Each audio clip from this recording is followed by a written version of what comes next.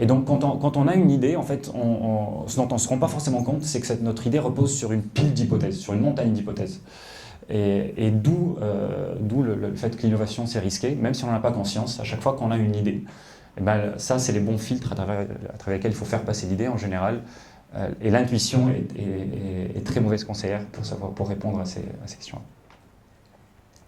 Du coup, en fait, on différencie le fait d'avoir une idée et d'avoir une start-up.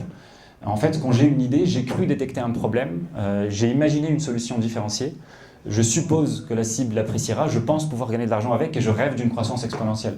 Vous voyez à quel point on est dans un état d'incertitude extrême. Et ce qu'on appelle vraiment avoir une start-up, c'est lorsque le problème est avéré et quantifié.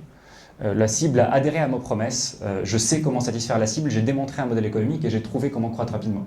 Et quand on dit quantifier, adhérer, je sais, démontrer et trouver, ce n'est pas parce que je le sens ou parce que j'ai fait un raisonnement, c'est quelque chose que j'ai mesuré sur le terrain. Et tant que je n'ai pas la réponse à ces questions-là et que elles ne sont pas appuyées sur des faits que j'ai mesurés, je suis dans une grande incertitude. Et ce qui est intéressant du coup, c'est que une fois qu'on a trouvé ces réponses-là, on est les maîtres du monde. Parce que si on a imaginé une idée que personne, un produit qui n'existe pas, et qu'on a démontré que ce produit-là, qu'on a démontré la réponse à toutes ces questions-là, on a un énorme marché qui nous attend. Et il n'y a plus qu'à le prendre. Et donc, le véritable défi d'innover, c'est de passer d'une idée où je suis sur une montagne d'incertitude à avoir les réponses qui me disent « Ok, go, là, il y a quelque chose ».